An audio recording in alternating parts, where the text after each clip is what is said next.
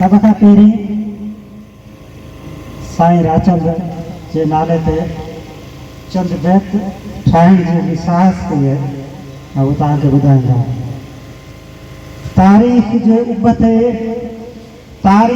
उभ ते थो जरके नाव रायचंद। तारीख़ जे उभ ते थो जरके नाव रायचंद, जंहिंजो पोरियो ऐं पंध, जंहिंजो पोरियो ऐं पंध थर जे हर थाक ते, थर जे हर थाक ते केॾा त कया कशाला, थर जे हर थाक ते केॾा त कया कशाला, ॾे थी ही सभु हवाला तारीख़ रेगिस्तान। तारीख़ रेगिस्तान रुगो हिकु किताब नाहे, तारीख़ रेगिस्तान रुगो हिकु किताब नाहे, हिकु दस्तावेज़ पिणु आहे आलमी अदालत।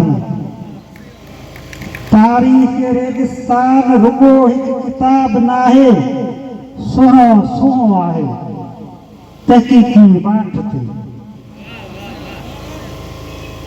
तहक़ीक़ी वाट ते जन कया अड़ागा पंध, उन्हनि मंझां रायचंद हुयो अणथक अदीब।